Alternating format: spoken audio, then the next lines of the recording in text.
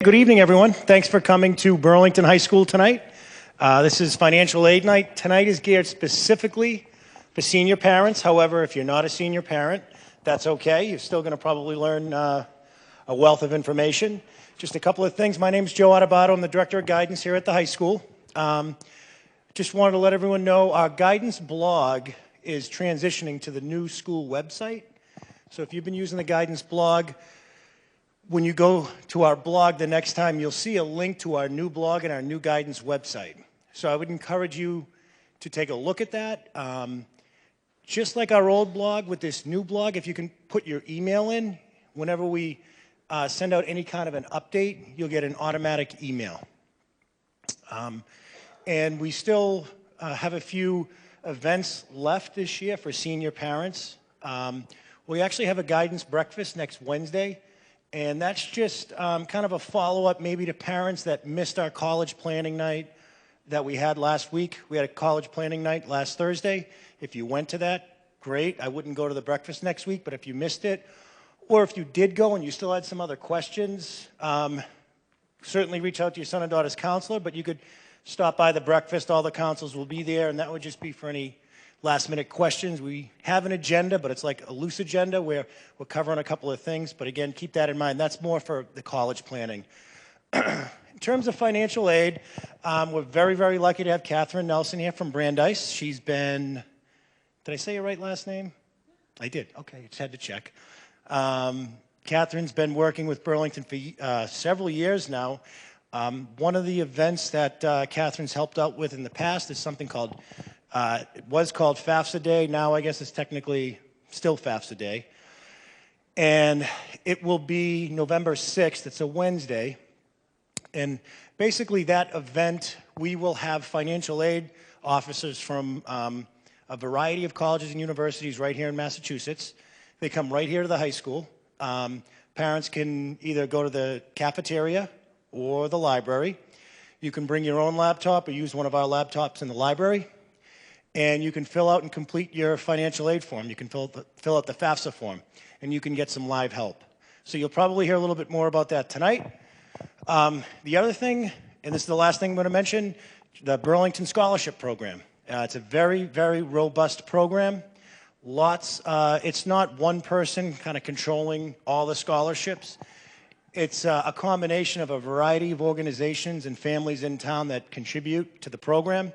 So we have memorial scholarships, we have civic and fraternal organizations, we have sports programs, we have the Burlington Community Scholarship Foundation, we have the Burlington Tax Checkoff Scholarship. Some of you have probably contributed on your tax bill to the scholarship program. Last year, the Tax Checkoff Scholarships gave out two $5,000 scholarships, okay? The Burlington local scholarships are paid out just in freshman year of college. They're not four-year scholarships. We are posting scholarship applications now on our Naviance program, so parents should have access to that. If not, you can see me at the end, and we can get you access. The scholarships now are mostly state and national scholarships. Right around February vacation, that's when all the local scholarships will be posted. Last year, almost $400,000 was given out to graduating Burlington High School seniors. So it's really an amazing program. Another popular program, how many parents have heard of Adopt-A-Class? Okay, so now the way Adopt-A-Class works, parents contributed K through 8, and then students were responsible to contribute 2 hours per year since freshman year, grade 9, 10, 11, 12, 2 hours per year minimum. Obviously, students could do more than that. What's going to happen is when the application becomes available, student just needs to simply fill out the application, list their hours, and then they'll get a scholarship, assuming they met the hour requirement. So just by way of numbers, last year there was about, I can't remember who sponsored last year's class, but usually a restaurant or a business sponsors a class. There was about $30,000 or $35,000 in this particular pot. And what they do is they see what student had the most hours contributed. That student gets the highest scholarship, and then student that had the lowest hours, but that student will still get a scholarship. So I think it was like, I want to say $2,800 was the highest scholarship. Then the lowest scholarship was about $400. But that's spread across about 30 kids, 30 or 40 kids. all right? So that, again, that's just one piece of the scholarship program. So again, keep your eyes on Navient on the scholarship list for that. And without further ado, I'm going to hand it over to Catherine. Thank you. Thanks. Thank you for coming out tonight to learn all about financial aid. This is a MIFA presentation, but I do not work for MIFA, as Joe said. My name's Kathy Nelson, and I'm the Director of Financial Aid at Brandeis University. I've been at Brandeis now for almost 15 years. Before working at Brandeis, I directed an outside scholarship program for a charity. And then while I was in college, I worked for the Office of Student Financial Assistance. So working with the Mass Grant, the no interest loans, and the different programs that Massachusetts provides. So tonight we're going to talk about the presentations provided by MIFA. MIFA is the Massachusetts Educational Financing Authority. They've been around for 37 years, and they were created by the Massachusetts government to basically be a repository for helpful information for families in Massachusetts regarding higher education. Most everybody that works there has worked for a college at some point in their career and in some capacity. So they are a wealth of knowledge and helpful information regarding applying to colleges, financial aid information, and they have multiple tools on their website, and it's all free. When you came in, I hope you picked up in the back, there's the Understanding Financial Aid handout that has a lot of the really important information that you can take home with you, and then the evaluation. And with the evaluation, you can sign up for their timely emails, and I highly recommend them. I had my sister do that for all 3 of her kids, even when my nephew was like a freshman and the older twins were applying to colleges. I had my sister sign up for all of them, and she found the information incredibly useful, even with a sister in financial aid.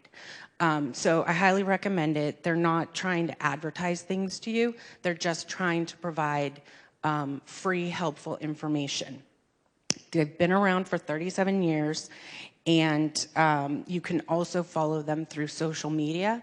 They have like Facebook, Instagram, and other social media, and they update it quite regularly. So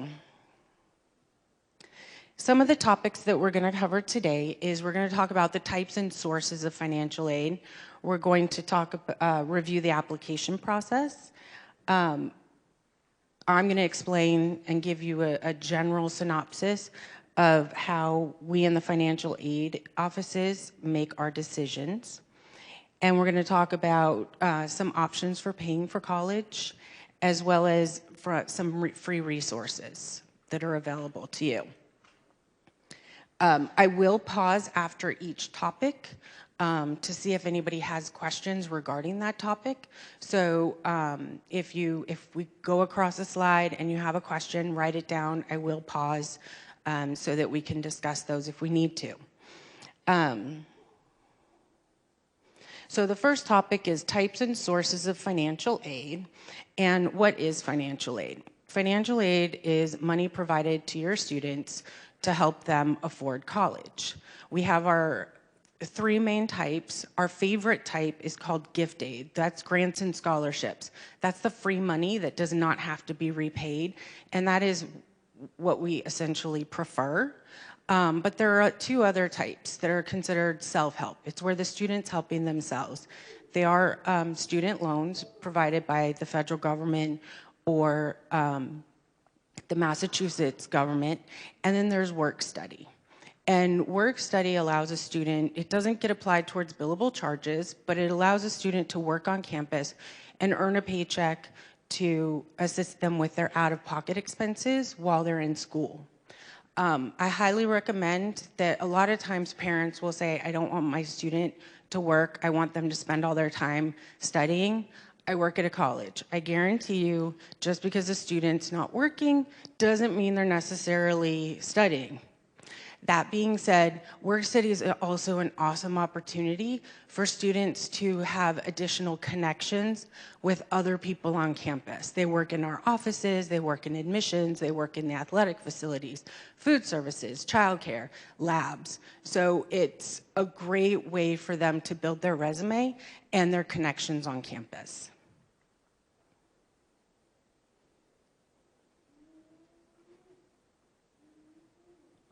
So of the sources of financial aid, you can see they come from multiple different areas. And while the largest circle is student loans at 30%, I like to highlight the fact that the other 70% is not student loans. And there are things that vary from institutional scholarships, grants and scholarships from the government, work study, as well as tax credits. When you pay for your student's education, you can claim a tax credit. And Publication 970 from the IRS will explain those in more detail. But they are definitely sources to look at when affording college.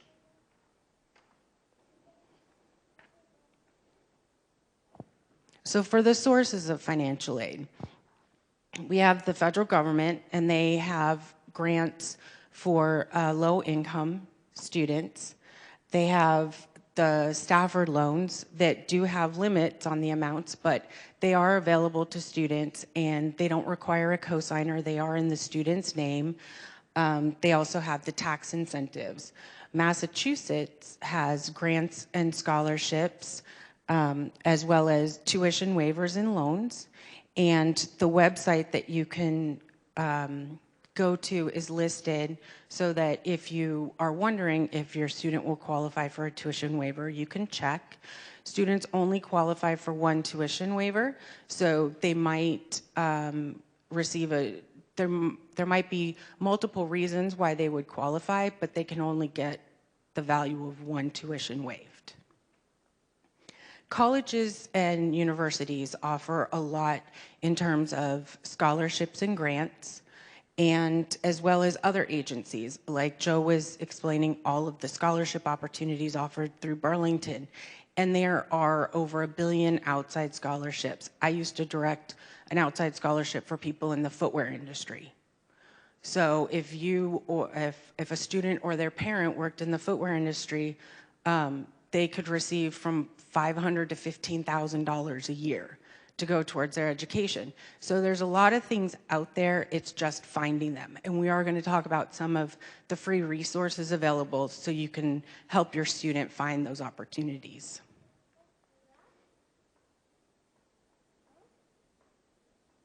Yeah, with the outside scholarships, I also like to highlight that also check with your employers and any membership organizations, because I know we see a lot of scholarships coming in because parents are a member of the Elk Lodge or the Moose Lodge, or they work for this employer or that employer. Those types of things aren't necessarily going to be available through some of the free resources, but because you're a member or because you're employed by that company, that might be an opportunity for your student.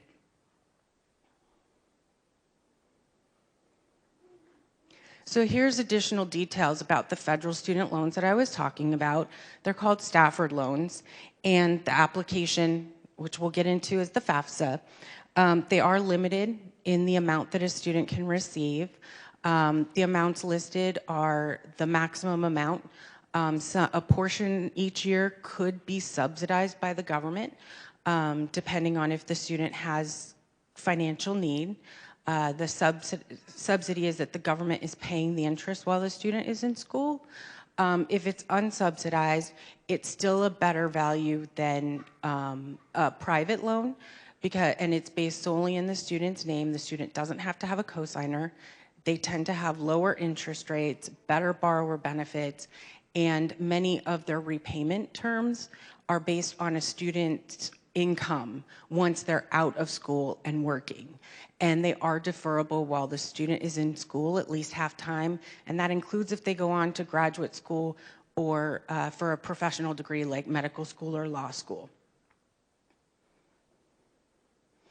So one of the things that I like to mention is oftentimes parents don't want to have those kitchen table conversations with their students about what's what's affordable, what's manageable. But I highly recommend you start having those conversations if finances, if financial aid and if finances are a consideration in college choice. Have those conversations with your student. I know last year my neighbor has triplets, and they were going through the process, and his son really wanted to go to a private school, but they offered not much as far as aid went. So we had the kitchen table conversation and went over the bottom line and what it would look like when he graduated in 4 years. Because you don't want to just consider the freshman year. You might be able to get them through the freshman year, but don't forget about sophomore, junior, and senior years. Because if you're needing to possibly tell them no, before they get to school, it's going to be even harder after they've been there a year. So definitely have them be part of the conversation. So there are different types of scholarships and grants, and the first one is merit aid. And merit aid is based on a student's achievements. It might be academic, it might be athletics, it could be because they play the piano really well. It could vary depending on what the schools are offering. When you're receiving merit aid, you want to double check, is it renewable? Is it going to be there in subsequent years? If so, what does the student have to achieve? You know, if they receive the merit aid, do they have to achieve a GPA to renew it that they can maintain? If it's athletic, do they have to continue participating in a sport? If it's based on music, do they have to have a certain number of performances? And you want to make sure that this is sustainable for the student and not putting too much pressure on them as they're going to college. Applications may also be incredibly early. I know when I went through this process with my nephew, who's currently a freshman in college, he found out that UMass Lowell's merit scholarship decisions were basically due the day before he found out they had merit scholarships. So needless to say, he missed that. So now's a great time, start researching, keeping track of the deadlines. You know, you want to start with the earliest deadline because you don't want to miss out on something because the deadline was yesterday or last week. And also sometimes some schools might base their merit decisions on the student's admission application. Some may have a separate application. And if that's the case, you wanna know that in advance and have those items ready and submitted. Need-based aid. So need-based aid is the vast majority of financial aid. The grants and scholarships or grants from the government are all need-based. Much institutional scholarships are going to be based on financial need, and it can vary from school to school and even from year to year. And with need-based financial aid, you're going to reapply each year, and we're going to calculate your financial need.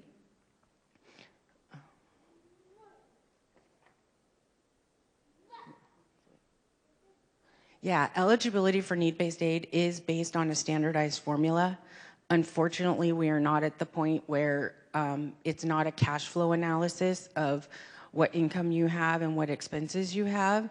It's based on the information received through the FAFSA and the profile, and it is literally a mathematical formula that calculates what your family's expected to contribute. And so oftentimes with many applications, it can vary from school to school a little bit, but as far as federal aid, that should stay pretty standard.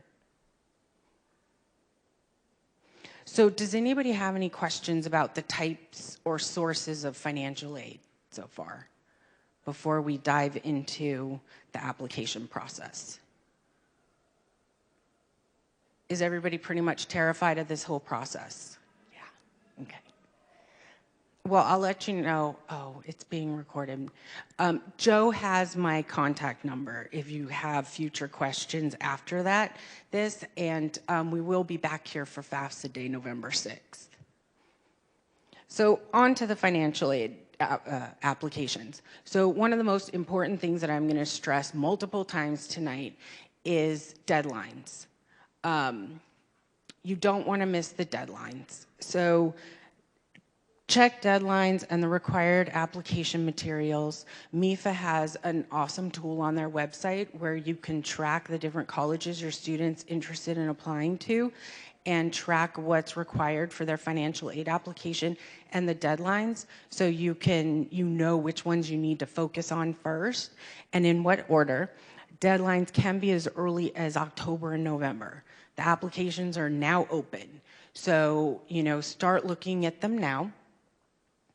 Early action and early decision deadlines are in October and November, but for some of the merit aid, they may also have deadlines that are this early. So definitely start checking the websites.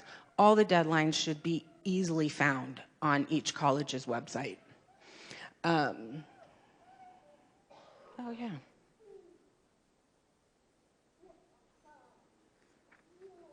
So the primary application for financial aid is the FAFSA. It is the free application for federal student aid.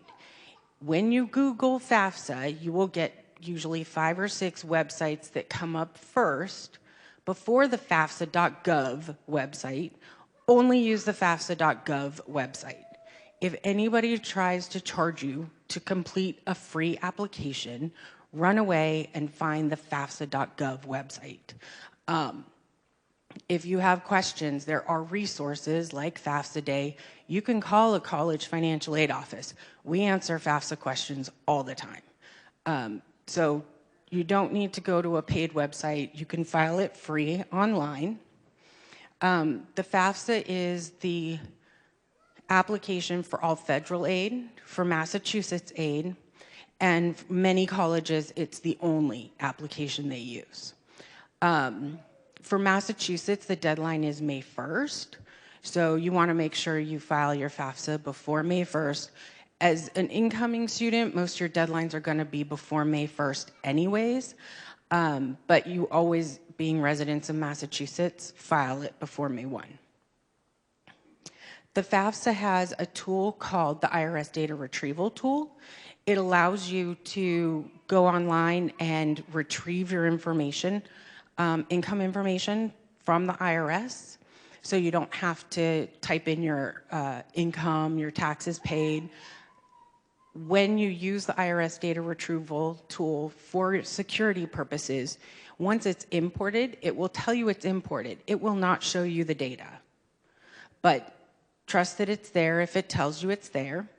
Before you file the FAFSA, you're going to need to get a FSA ID and password. It's like for any other website, you have to have your login and your password. I highly recommend trying obtaining or creating your FSA ID and password at least 3 to 5 business days before you try to file your FAFSA, because what we hear from families these days is that they have more difficulty with their FSA ID than they do with the FAFSA itself. So when you get your FSA ID, make sure you write down your password, make sure to keep it safe, because trying to retrieve the FSA ID and password or reset it can be a little complicated or confusing sometimes.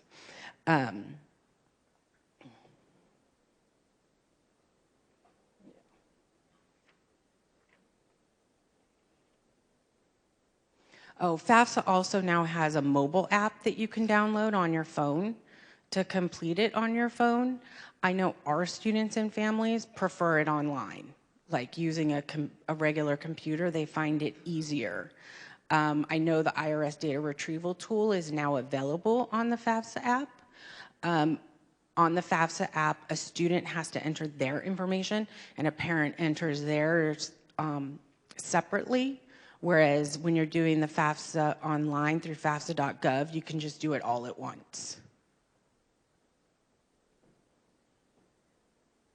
So what's reported on the FAFSA? The FAFSA asks for general information like the student citizenship status, social security numbers are required. If a student's parents do not have a social security number because they're not a citizen or eligible non-citizen, you just list all zeros because the parent's citizenship status has nothing to do with whether the student is eligible. Colleges where students are applying, you list each school, you can list up to 10. If your student is applying to more than 10, fill it out, list the 10, give it 3 days, submit it, give it 3 days, go back in, remove some of the schools, some of the schools and replace it with the other schools that your student is planning to apply to. It requests parent information, and parent information includes married parents, including same-sex parents. It includes all parents who live together. So if the biological parents live together but are not married, they are both included on the FAFSA. For divorced and separated parents, only the custodial parent, and if the custodial parent is married, their spouse. The custodial parent for financial aid purposes is different than what might be included in for tax purposes. For financial aid purposes, the custodial parent is a parent with whom the student lives for more than 50% of the 12 months prior to completing the FAFSA. So even if the student is claimed on the other parent's taxes, it is still the parent with whom the student lives for the majority of the year. If it's 50-50, then it becomes the parent that provides more money. And for FAFSA, yes?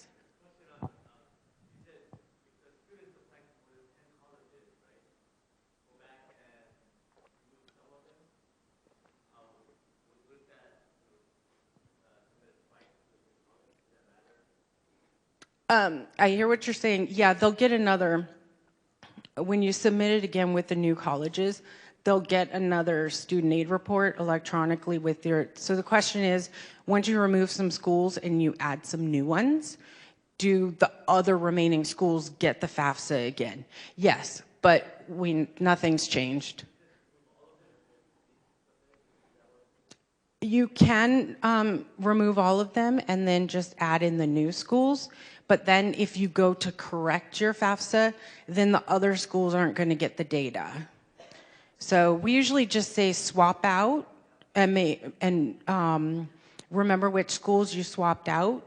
And then usually when you start submitting corrections, most of the times the students have kind of narrowed it down a little bit more.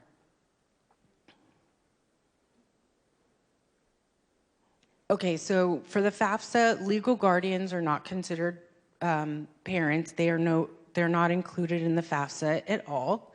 And then demographic information as far as the number of people in the household, as well as the number of dependent children in the household who are enrolled at least half-time in college are also included. And then it's going to request financial information. It's going to require income and asset information for both the parents and the students, both taxable and untaxed income. For the parents and students' assets, you're going to include savings, checkings, investments, and other real estate. You do not include your primary home.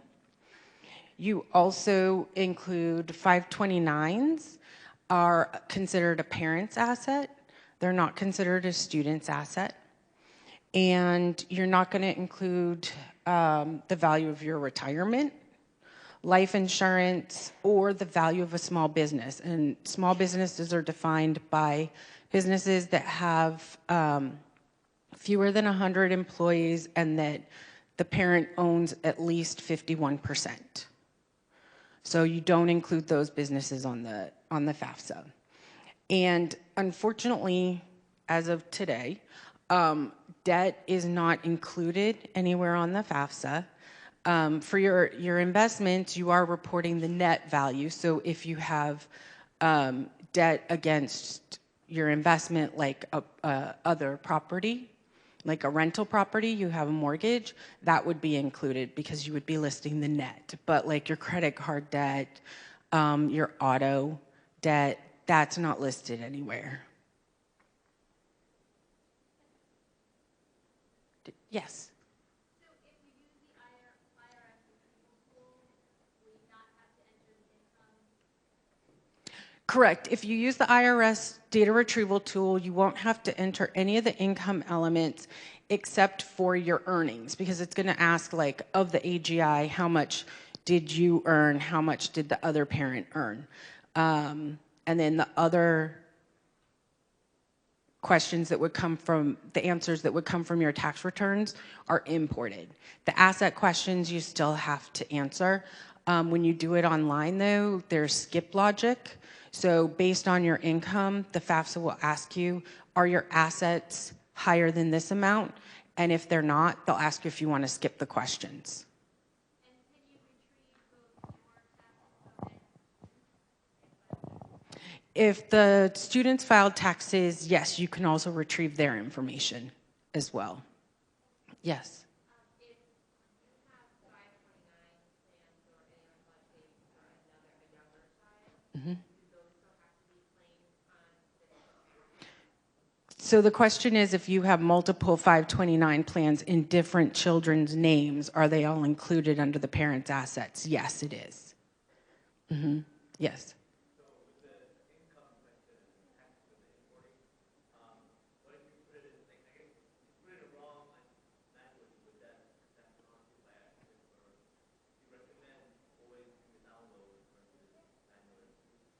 So the question is, do I recommend doing the IRS data retrieval? If you qualify, you're a single parent, filed singly, so parents who are married filing separately, they can't use data retrieval tool because IRS can't retrieve more than one tax return. If you file a foreign tax return, they can't do that either. But if you can use the IRS data retrieval tool, I highly recommend it. It is easier, and your student is less likely to get selected for what's called federal verification, where they randomly select about 30% of our students for federal verification, and then we have to obtain a copy of your tax return and a verification worksheet. When they get the information directly from the data retrieval tool, they seem to be less likely to do that. Any of the information, something to remember that hopefully will make this process less scary is anything that you list can be corrected. So as you're doing these applications, when you're entering your cash savings and checking, print out a copy of your checking account balance, print out a copy of your savings balance, and keep it in a file folder so that if you realize you accidentally put in the change and instead of $5,000 made your bank account look like $50,000, you can present that to the school and we can correct it. We can correct any of this information. We just need documentation of the error. So keep track of the numbers that you're using just in case you make a mistake. It's all fixable. Yes.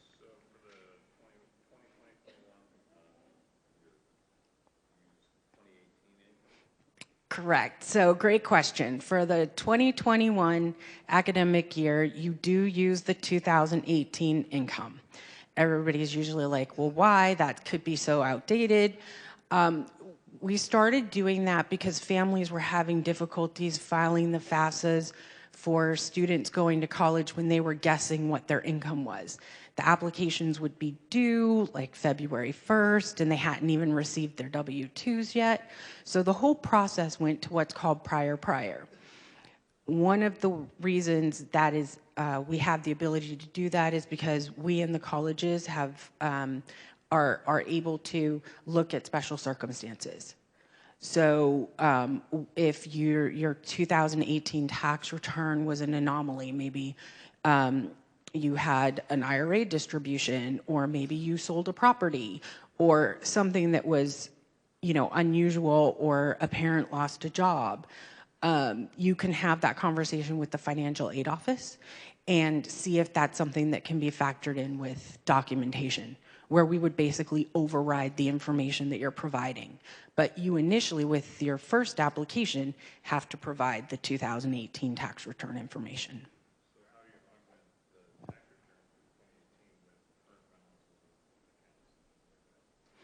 The question is, how do we augment the 2018 income with current assets?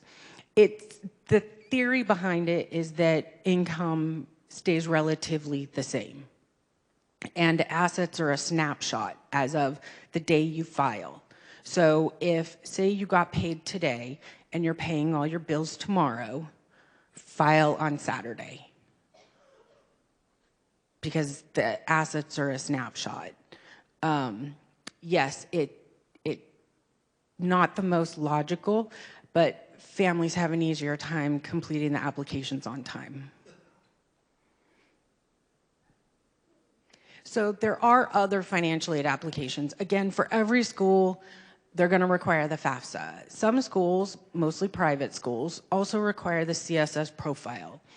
It is more complex, and it requires much more far more details. So not only do we ask for your adjusted gross income, we ask how much of it came from a business, how much of it was other taxable income. We ask for untaxed income in multiple different elements. We also ask for your home information. We ask for all business information. It will ask for your retirement value. It asks not only for the custodial parent, but many colleges also require the non-custodial parent to complete a profile. So it's still the same income and assets, just in far greater detail. It also is not free. It's $25 to submit an application for one college, and then each additional school is $16 beyond that. I like to kind of highlight that many of the schools that do require the profile require it because they have more scholarships and grants that they're awarding, so they want more details of a family's financial situation and a family's ability to absorb the college cost. And so oftentimes your $16 investment in the application can have a fairly significant return. There are, MIFA also has, for both the FAFSA and the profile on their website, they have webinars that you can watch to get an idea of what to expect from both the FAFSA and the profile.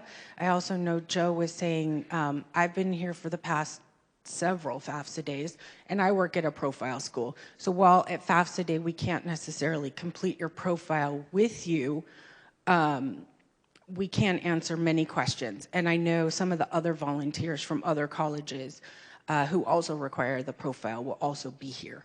So definitely mark FAFSA Day, November 6th on your calendar. And then the other applications would be from the colleges themselves. So a college might have an endowment that's specifically for right-handed students who play banjo. I don't know. But they might have something that's very, very specific, and it's not information they're going to get from an admission application, a FAFSA, or a CSS profile. So they may have a separate application. So you definitely want to check as your student is investigating which schools they want to apply to, investigate what needs to be completed so that they are considered for every possible scholarship and grant. Yes? Mm-hmm.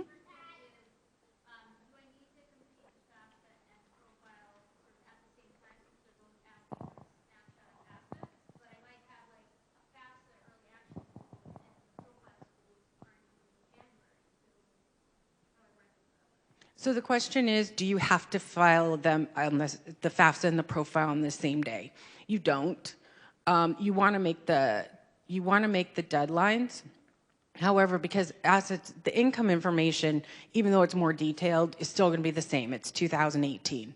The asset questions, because it's a snapshot, you would want to do another printout of the snapshot of your assets for the day that you're filing the profile, just in case you make an error. Because you want to be able to, support what the accurate information should be.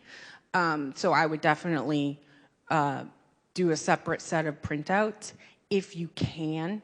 It's not a bad idea to do them all kind of in one sitting, even though it's more detailed. I know when my younger brother was going to school and I used to have to take a day of vacation to spend at my dad's house, twirling around in his office chair as he asked me if they're asking for my AGI, do they want my AGI? And for taxes paid, do they want taxes paid? It probably took us maybe an hour to do the profile and like 15, 20 minutes to do the FAFSA. And both have been simplified with smart logic since then. So it wouldn't be a bad idea, but you don't have to.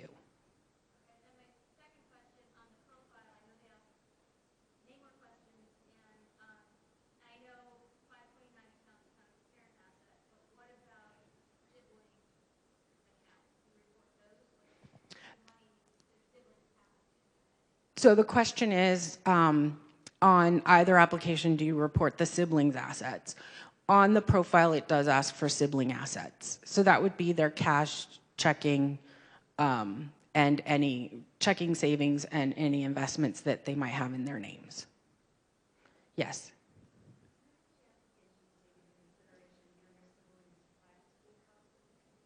So the question is, do any of the applications consider younger siblings who are in private schools? The FAFSA does not. The CSS profile does ask. Not all schools factor that in. Not all colleges factor that in.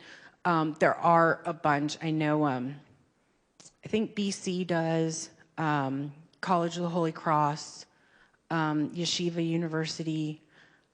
Those are the only three that I'm aware of, but I'm sure there's many more. And those are things that you can ask.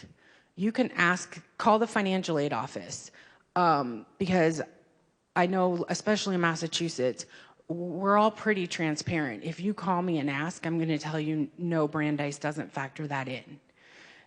So that might be a good conversation to have. Mm-hmm.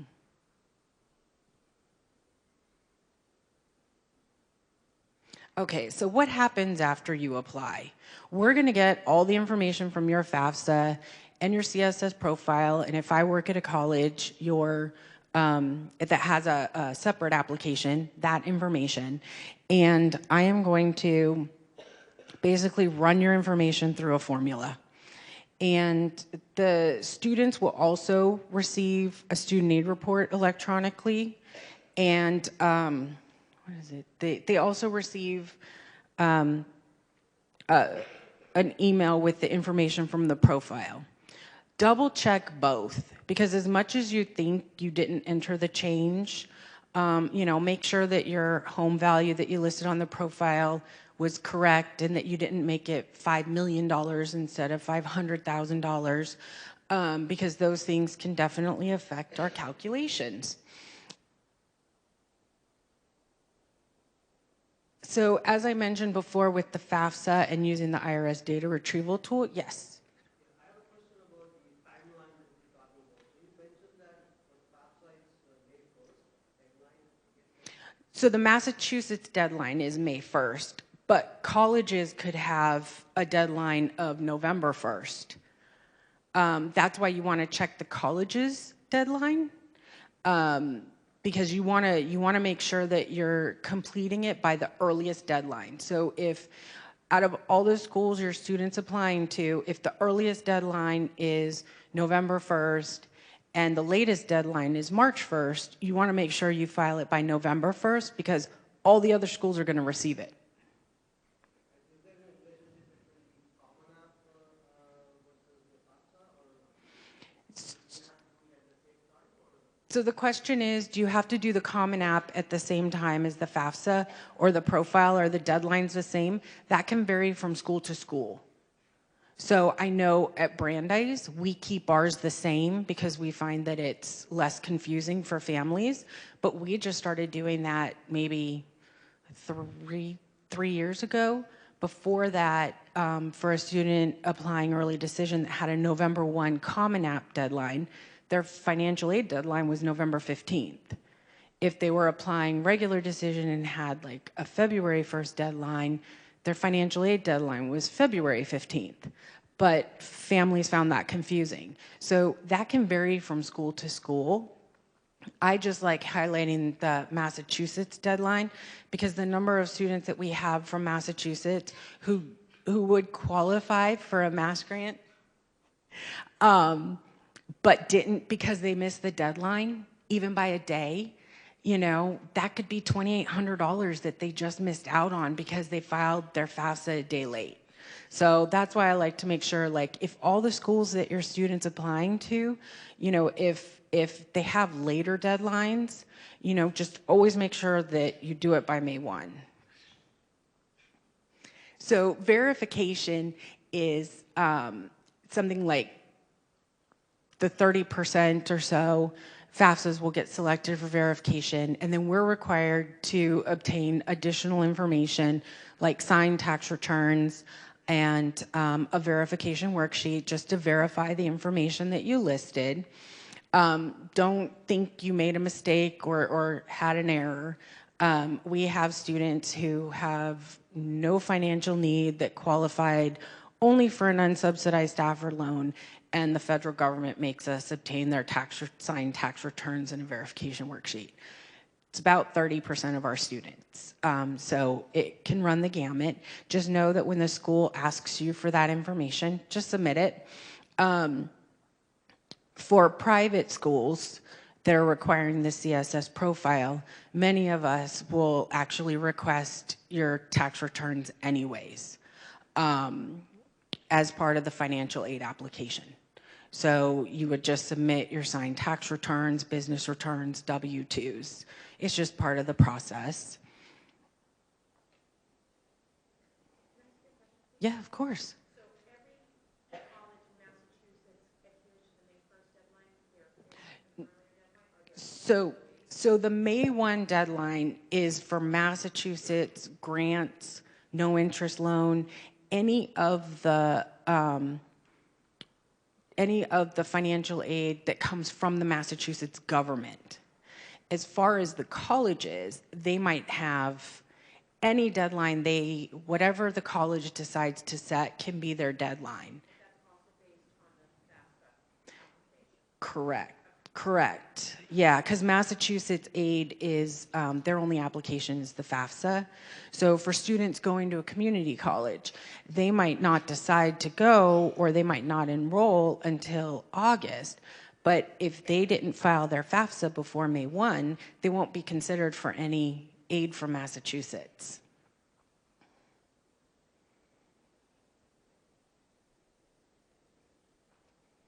Does anybody have any other questions regarding the FAFSA profile?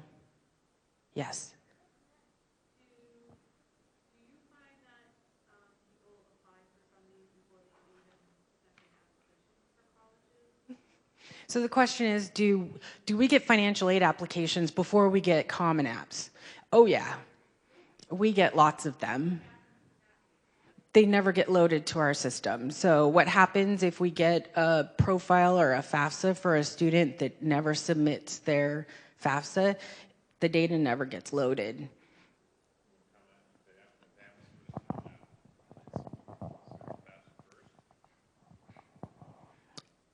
Yeah, so if they submit the FAFSA first or they add Brandeis by thinking about it and then they chose not to, it kind of floats in the Department of Education's website, but we don't load it anywhere because we don't have the student in our database.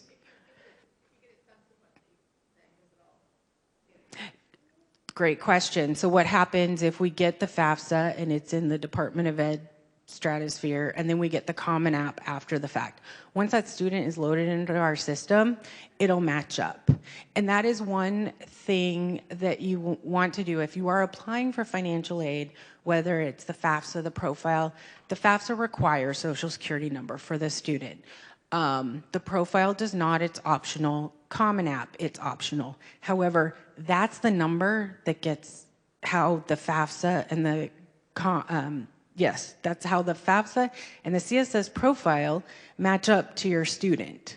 So we will send out missing information emails to students saying, we haven't received your profile, we haven't received your FAFSA. And then we look, and it's because we have a dummy Social Security number for them that we made up because they didn't list it on their Common App, which can be annoying for families. So if you're applying for aid, definitely add that to the Common App. Yes?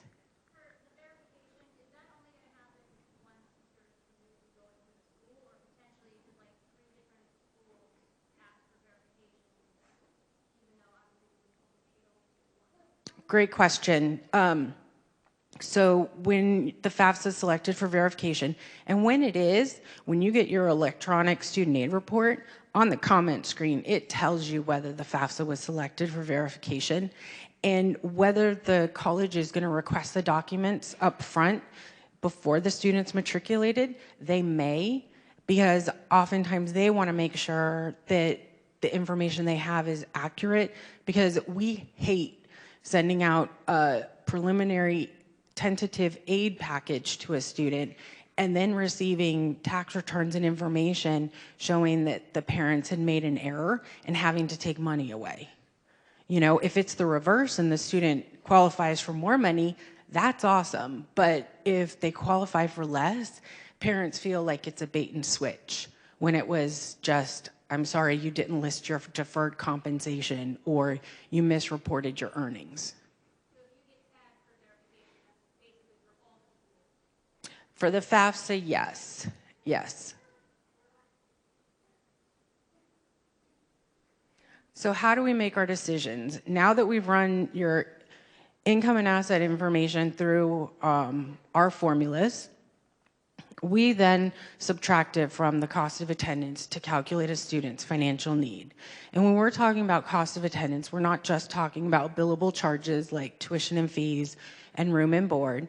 We're also looking at standard personal expenses, a book allowance, and depending on where the student is going, possibly transportation allowance as well.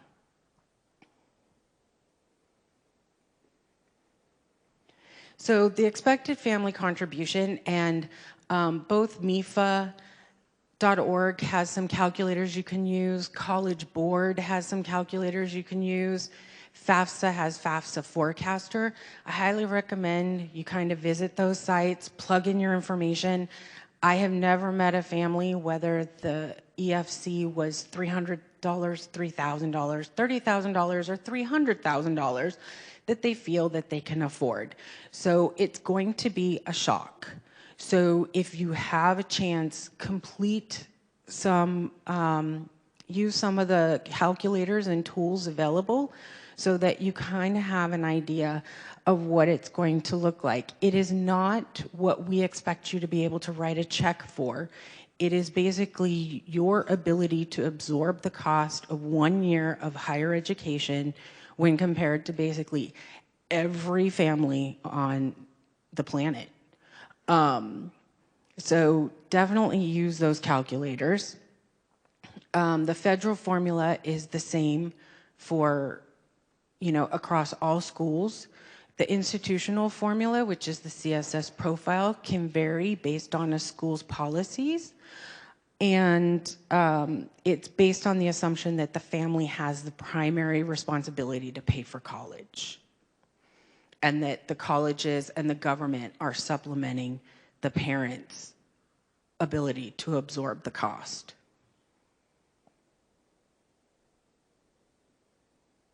Oh, and that's another good thing. For families who have twins, triplets, children who are gonna be in college at the same time, the parent, the dependent children in college. So that is actually helpful, as scary as it can be to have more than one in college. It actually, since it's lowering your expected contribution per student, it increases the student's eligibility.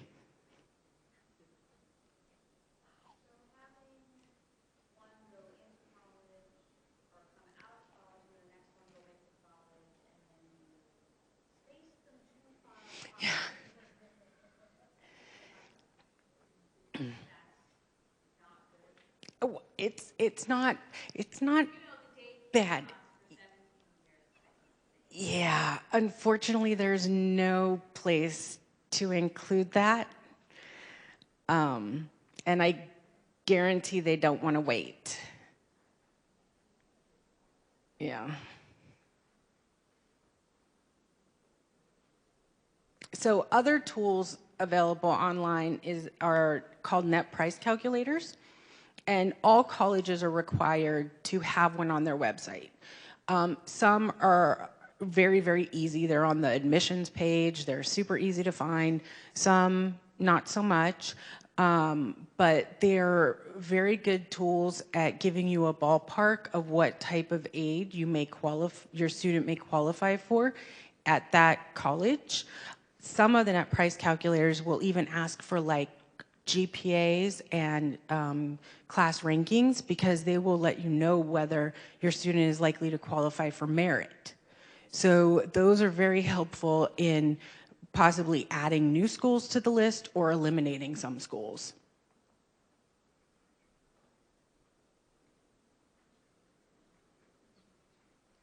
So the financial aid formula, I explained the cost of attendance. We now have our expected or estimated family contribution.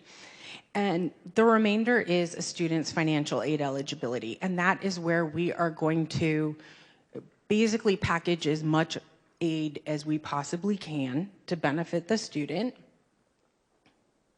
using all sources.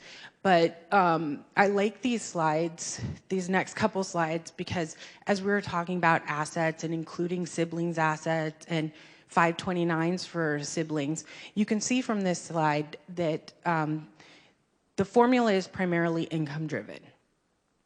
Assets are still a factor, but at a much lower percentage after protecting a pretty significant portion from the calculation. So from this slide, you can see that the difference for a family having $75,000 income, the difference between family A having 0 in assets and family C having $150,000 in assets is $7,429. So I like to reverse that and show that in order to potentially qualify for $7,429 more in financial aid, the family would have to give up $150,000 in assets. Yeah. Yeah. So if you have saved and used 529 plans or made investments to help your student go to college, it's a good thing. It does not factor in as heavily as income. And as you can see from this slide, it shows that the formula is income driven, and that a $75,000 change in income has a far more significant impact. I also like to reverse this one and to show that to qualify for $24,028 more in aid, you would have to give up $75,000 worth of income. So we're never looking at it dollar for dollar. It's always a percentage, but income does have a larger impact. So how the formula works is that we have our cost of attendance, and then you have your family contribution. And then we try to meet as much need as possible with financial aid. And so as you can see from this slide, you don't necessarily want to count out a college that is expensive, because if they meet need, or if they meet a good majority of need, it could actually end up being cheaper in the long run than a school that's less expensive.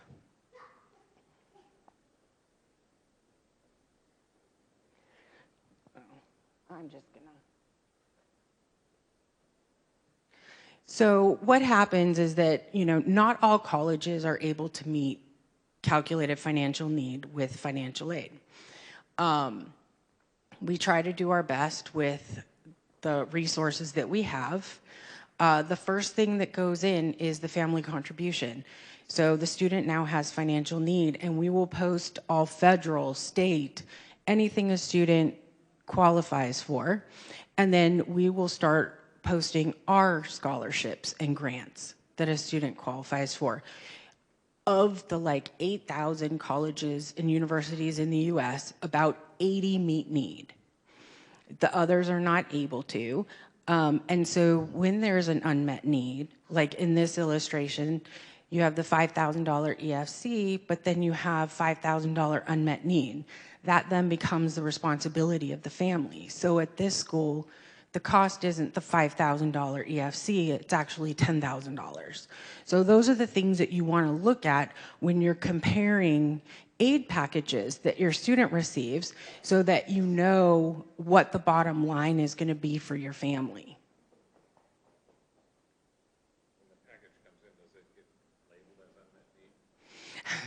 Great question. When the package comes in, does it get labeled as unmet need? No, we require you to do the math. But many letters will have the cost of attendance listed. Not all of them, but on their website somewhere, they should have the cost of attendance posted on their website.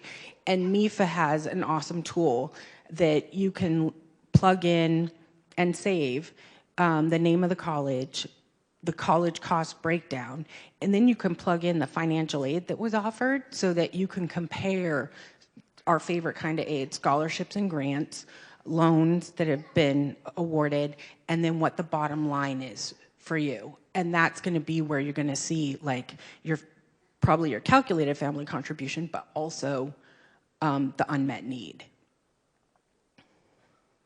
So in this slide, it shows that award packages and award letters can vary. And so your student might apply to 3 different schools, and these are the 3 different award letters they've received. Even though the cost was the same and the family contribution was the same, the resources that the school has to offer, the Stafford loans are all the same, and the work study is all the same, but what they have to offer in scholarship is different. And so you want to be able to compare those things so you know what is manageable for you. I also like to say that this could be the difference between your student applying on time or by the priority filing date versus the on-time date and versus missing the deadline altogether.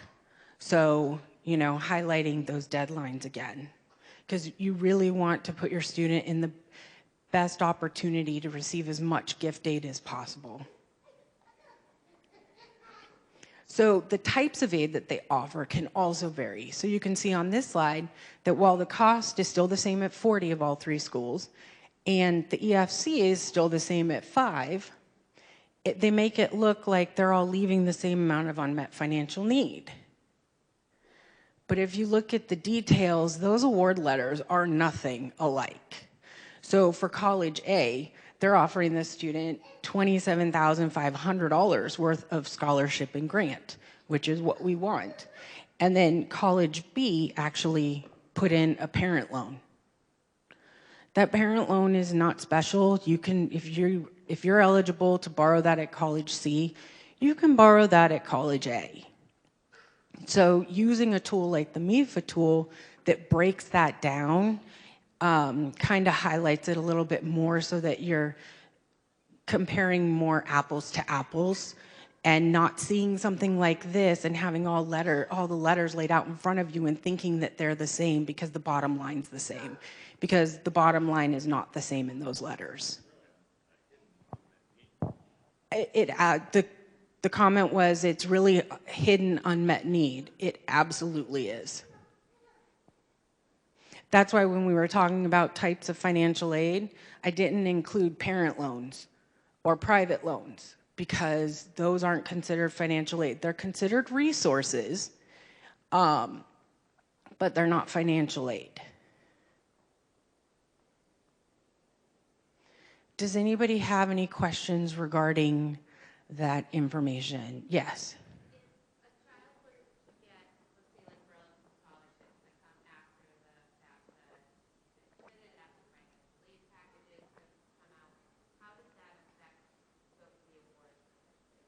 Great question. The question's about outside scholarships because Burlington High School, that sounds amazing. Have conversations. If your student is applying or securing outside scholarships, talk to the financial aid offices. So as a former director of an outside scholarship, I'm very happy at Brandeis, we treat it as favorably as we possibly can. We cannot exceed a student's federally calculated need with gift aid, but we will replace the loans, we will replace the work study, we will do anything and everything we can. I know from working at the charity I worked at, not all schools do that. Some schools have a 50-50 rule, where if a student gets $2,000, they reduce their scholarship by $1,000. The student still gets the benefit of an additional $1,000, but have those conversations with the colleges because that's definitely something you want to factor in.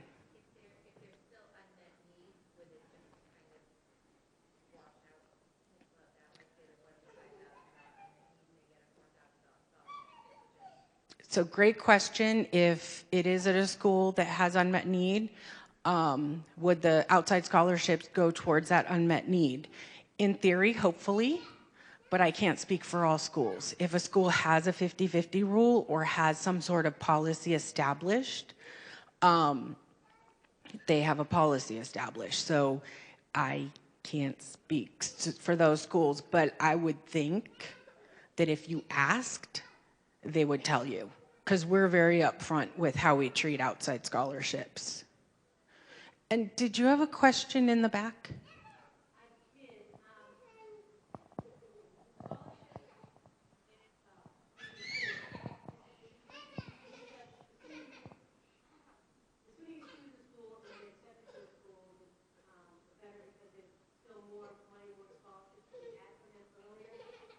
So the question is, like, the earlier you apply, could you receive more aid because you applied earlier? Yes.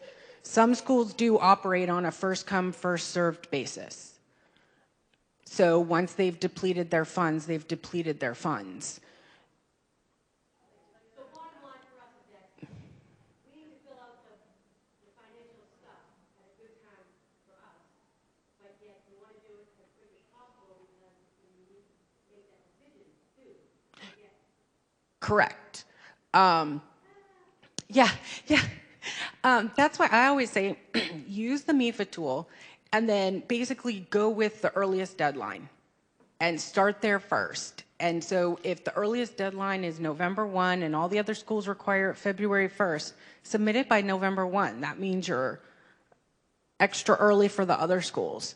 And if you have questions, like last year, would it have benefited us to have a conversation with UMass Lowell to even find out they had merit scholarships? Who knew? To find out what their deadline was so that my nephew could be considered, yeah, that would have been a good idea, but my nephew didn't think he wanted to go to college. So we weren't having those conversations. But if you call the colleges, they will tell you. When I went to the info session with him, that was one of the first things they said. They'll tell you how much is available and when the deadline is. Yeah. I mean, we really do try to be as transparent as possible. You know, we want your students at our schools. We want to try to make it as manageable as possible. We want to give you good news. It's a much funner conversation. Yeah. Anything? Okay. So now here's the part where you're really hoping I have some magic way to pay for college to share with you. Yeah, unfortunately, it varies from family to family. And, you know, there's a million different ways to cover the cost of higher education. You can use, you know, past income by using your savings account or your investments. If you have 529, use 529. You can use current income. Most colleges have payment plans. So maybe you want to contribute $5,000 for each semester, but you don't want to pay $5,000 for fall and $5,000 for spring. You can sign up for a payment plan and pay $1,000 a month. You can use future income by applying for a private loan. Pretty much every bank and lender has an educational loan. There are different types. It could be that the student is the primary borrower. They do require cosigners, unlike the Stafford loans. Private loans where the student is the primary borrower do require a cosigner. There's also multiple parent loans, many of which allow you to make interest-only payments or defer repayment while the student's in school. Other places to check, and most colleges will have like a lender list of loans that other students and their families use. And I know we use Elm Select, and lots of colleges use them. And it gives you a good place to kind of compare different loans, and it gives you the important information to consider, like interest rates, borrower benefits, origination fees, so you can make sure you're getting the best deal available. The federal government also has Parent Plus loans that they don't do a debt to income ratio. It's based solely on a credit check, and if you qualify, you can borrow up to the cost of attendance minus any financial aid. So there are options. You can also we have families that do all three. They might take out a little bit in a loan, they might sign up for a payment plan, and they might have made some upfront payments from, or had money come in from a 529. So there's no magical one way. It really depends from family to family. Yes?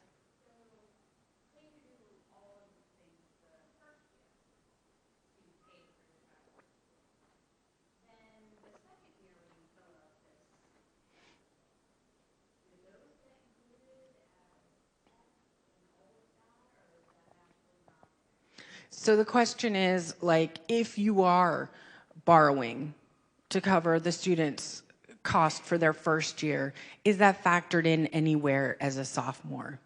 Not within the financial aid applications. Some schools may have different policies where that is something that you can kind of appeal on or provide documentation so that special circumstances are considered. As we were talking earlier about it being based on 2018 income, families have, financial aid professionals have the ability to use what's called professional judgment and factor in special circumstances. And that varies on a family to family and by school to school basis. But if there is something like you have unreimbursed medical expenses, somebody lost a job, you have educational debt, something like that, have a conversation with the college. I know how we treat things, but I can't speak for the 7,999 other schools.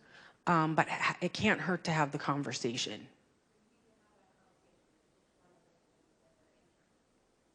Correct. Mm-hmm.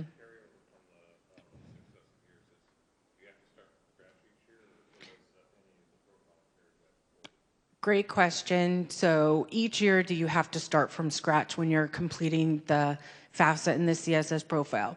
The FAFSA does save certain information like biological information, social security number, address, marital status, name. It does not. Each year, you're updating the financial information. Same with the CSS profile. It saves some of the super basic information, but most of the financial data, because it can change from year to year, you are re-entering it. But for that reason as well, if your student's receiving need-based aid, also have the conversation with the college. How can that fluctuate from year to year? If you know maybe 2018 was your worst year financially ever, and you know that 19 and 20 are going to be much higher, have that conversation. Are these scholarships and grants need-based, or are they based on, merit? Is your student going to keep that money? If you have 2 in college when your student's freshman, if that sibling is graduating at the end of the year, what happens to the student, your younger students' eligibility? Have that conversation. We have these conversations on a daily basis. So it's not a bad thing to call and ask the financial aid office. So additional considerations, kind of along the lines of what we were just talking about. So, some ways to save money. Massachusetts has some amazing community colleges. I grew up in California, and the community colleges out here are pretty much the equivalent of like a 4-year state school anywhere else. If your student went to a community college for 2 years and then transferred into a 4-year school, you're gonna cut your cost in half or close. Even if they go to a private school. I went to a community college in California, transferred out to Boston College. And as I was graduating, all my friends were laughing. They're like, you just graduated with half the debt we did. And I did, even though we had the same degree. So it's an option. And as you're making these decisions with your student and having that kitchen table conversation, you're not just looking at, can we manage this for 1 year?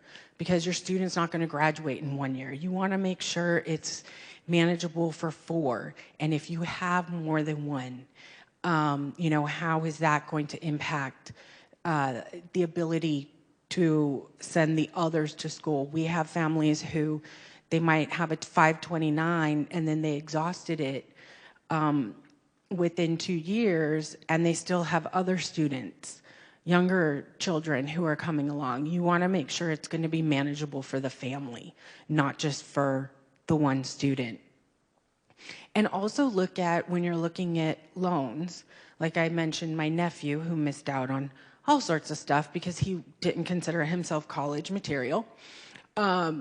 He wants to be an engineer, and he got into all 3 engineering programs he applied to. When we're looking at borrowing for his education, it's a little less scary than looking at borrowing for my older niece's education, who they want to go save the world and make no money. So we don't want to borrow a lot of money for them because they're not going to earn much. Nephew, hopefully, if he gets through school, he'll be making enough money to pay back the loans.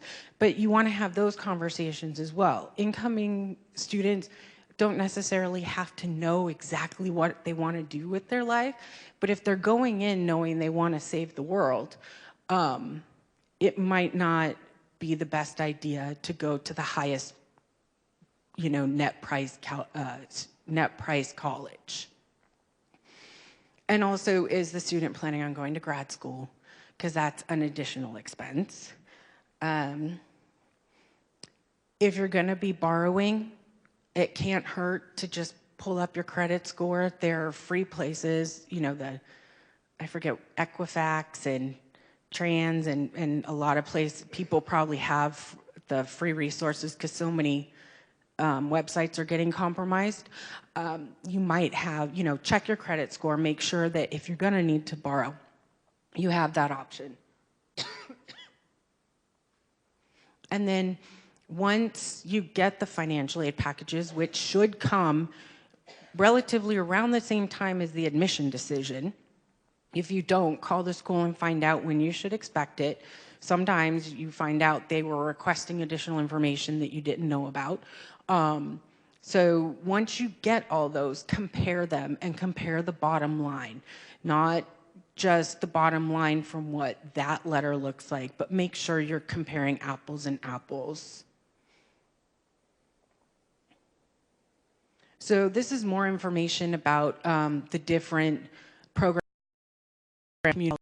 Massachusetts has some pretty amazing incentives as far as freezing tuition and qualifying for mass grants and part-time grants and all sorts of other things. And there's more information about those programs on the mass.edu website.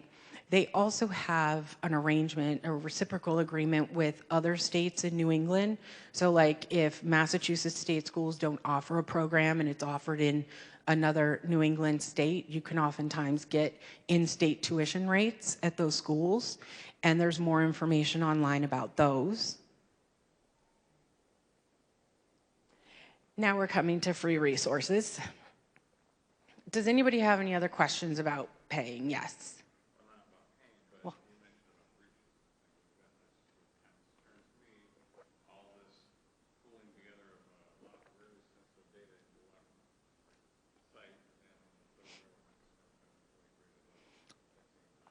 Got it. So the question is, as I'm teasing that everybody's information is out there for the masses, the federal government, you are listing all your information with them. That is correct. And oh, no problem. So I do know that they're aware of what information they have. And I know just for me to get in, I have to have like special logins and passwords that change and special, access. With the IRS data, it no longer shows up. When you get if you get like a tax return transcript, it's the last 4 digits of your social security number.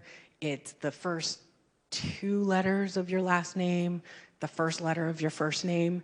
They have really taken a lot of steps to try to make it more secure and to keep it as secure as possible. So the first one is the financial aid office. As I've said multiple times, we answer questions all day long. Colleges will, schedule phone appointments. We do in-person appointments. We talk to families on the phone. We also have admitted students days, and our admissions offices will have special programming for students who are interested in applying, as well as after they're admitted. Have the conversation, talk to the financial aid offices. I definitely, as much as we're number crunchers, we're all very social.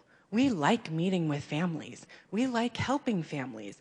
We like trying to make it affordable and manageable. We want your students at our schools, and I answer questions for people who aren't even applying to my school because they ask. So definitely use the financial aid office as a resource. The information's usually on their website, how to contact them.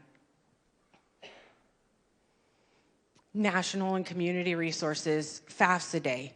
They're about, I think they're up to like 20, 30, 40 locations throughout the state. There's one here, November 6th.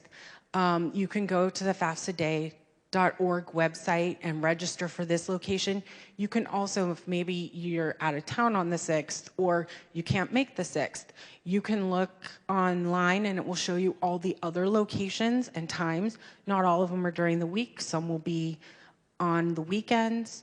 Some will also, they're starting, I think the earliest one is in October, and they go through February, depending on, when you need assistance. At all of them, if you have a quick question, maybe you started the application and you just don't understand one piece, you can come in and ask a quick question, or you can bring in all your stuff and sit down and fill it out and submit it right then and there. The other, The question is, do you have to register? You don't have to register. We prefer that you do so that we know we have enough volunteers. It's also in case we live in Massachusetts, weather changes a lot. And so sometimes I have been at some where we had it set for a Sunday and then we got a blizzard and it was closed. And the school was closed because they couldn't plow it, but families were still showing up because they didn't want to miss it. Whereas now that they can register, we can just send out an email saying, hey, inclement weather, we're closed. Oh, and then we also have the educational opportunity centers. So I think the one closest to Burlington would actually be in the basement of the Boston Public Library. And that is staffed by professionals who are well-versed in higher education, both the admission and the financial aid piece in a general manner. And they're there to help you for free. It's a free resource, and they're awesome. Another resource and a great way to get assistance comparing those aid packages is the after the acceptance seminars that are put on by MIFA. They're kind of like tonight, but it would probably be more in like the cafeteria where you have space to spread out all the aid letters.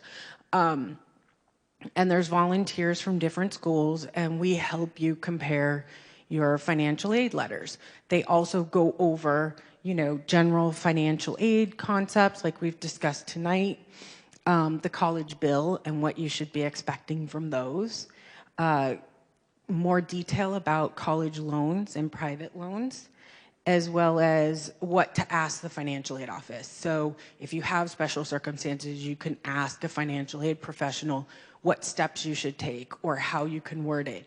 Because the one thing I like to say is, don't call a school and say, I'd like to negotiate. If you got 2 aid packages and one school offered you, your student, more, call the school and say, okay, this school offered this amount. Did I provide them with information that I didn't give to you? Or is there a way to qualify for additional aid? We really like your school and my student really wants to go there, but we can't manage the cost as it is right now. So have the conversation. And if you sign up to find out about the after acceptance seminars, you do need to sign up for the MIFA emails, which, as I said, are really helpful. They're free. You can submit, you can complete your evaluation, and then hand them to me, and I'll send them in.